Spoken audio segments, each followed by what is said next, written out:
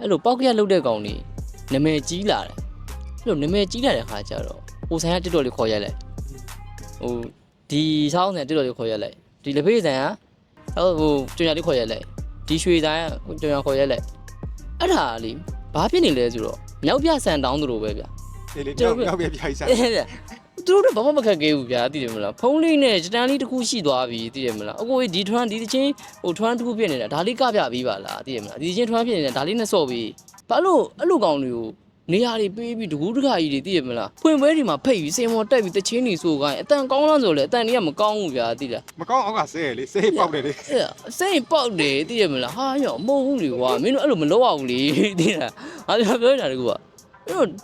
မင်းတို့အဆိုတော်လည်းမဟုတ်ဘူးကွာဟုတ်ပြီအဆိုတော်မဟုတ်အထားပါတော့မင်းတို့က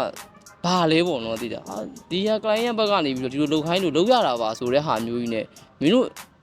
လုပ်လိုက်တာလားဒါမှမဟုတ်ပတ်စံရလို့ပဲလုပ်တာလားပတ်စံရလို့ပဲလုပ်တာနေမှာပါမင်းတို့တိုင်မင်းတို့နားမထောင်ကြဘူးလား မထောင်လေပိတ်တယ်ပဲနားထောင်တာ ဟုတ်ပါလေနည်းနည်းကွာသိတာဟိုပြိတ္တလူအားနာကွာမင်းတို့မချက်တတ်ဘူးဆိုလို့ရှိရင်တော့သူတို့ brand ကိုလူသိတာမဟုတ်ဘူး သူတို့ brand ကလူတိအောင်လုပ်တာလွယ်လွယ်လေးလေဆိုင်ရှေ့မှာစိုင်းဖို့ရဲ့ရှေ့မှာကခိုင်းစိုင်းဖို့ကြီးတက်နေ